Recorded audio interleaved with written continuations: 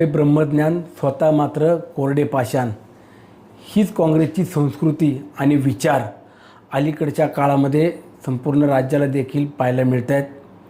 आज आमच्या नेत्या राज्याच्या उपमुख्यमंत्री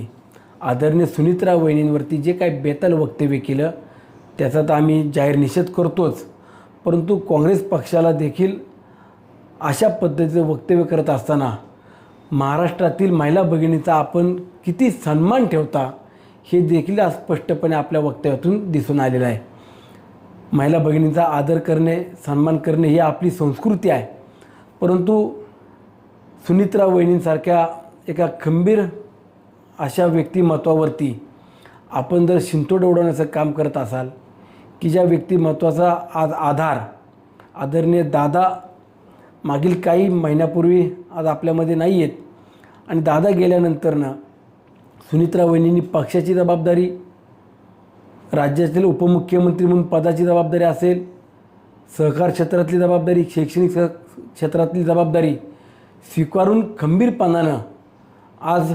उभ्या आहेत आणि अशा व्यक्तिमत्वावरती आपण जाणीवपूर्वक गलिच्छ असे वक्तव्य करणं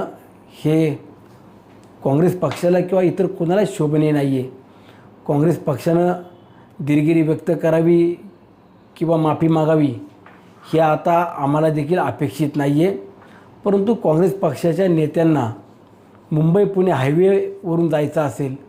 तर मावळातले माझे मावळे, माझी जनता, दादांवरती प्रेम करणारे सर्व कार्यकर्ते या काँग्रेसच्या नेत्यांच्या गाड्या आणि तोंड फोडल्याशिवाय राहणार नाही, एवढंच मी या निमित्तानं तुम्हाला सांगतो।